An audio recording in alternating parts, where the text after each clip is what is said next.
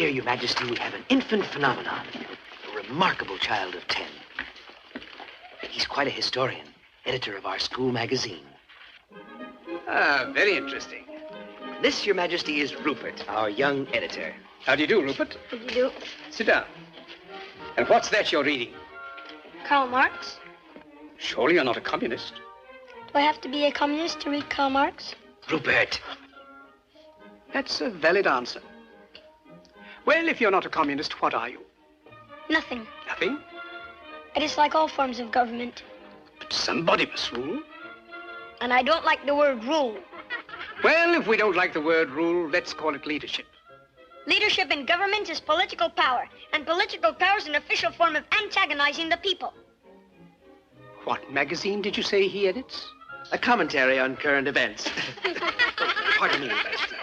But, my dear young man, politics are necessary. Politics are rules imposed upon the people. In this country, rules are not imposed. They are the wish of all free citizens. Travel around a bit, then you'll see how free they are.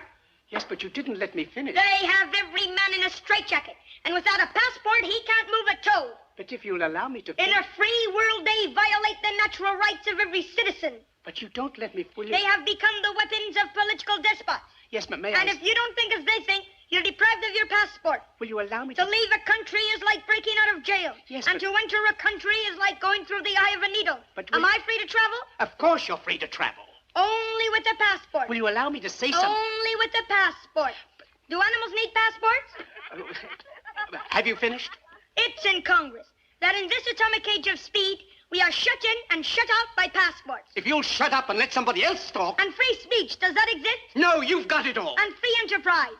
We were talking of passports. Today, it's all monopoly. All right. Now will you... Can I go into the automobile business and compete with the Auto Trust? If I can get in a word... Not a chance. Can I go into the grocery business and compete with the chain stores? Will you shut up? Not a chance. Monopoly is the menace of free enterprise.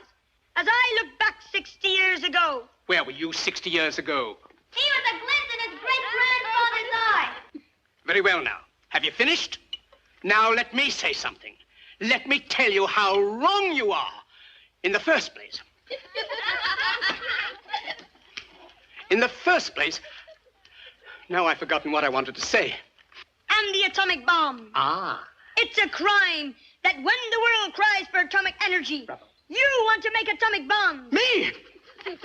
I'm against atomic bombs. You want to wipe out civilization, destroy all life on this planet.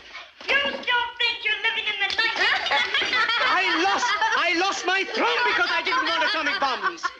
You and your kind think that atomic bombs can solve your problem. Listen, you little rat. Today, man has too much power. The Roman Empire collapsed with the assassination of Caesar. And why? Because of too much power. Feudalism blew up with the French Revolution. And why? Right. Because of too much power. And today, the whole world will blow up. And why? Because of too much power. The monopoly of power is a menace to freedom. It degrades and victimizes every individual. And where is the individual? I don't know. Lost in terror because he's made to hate instead of love.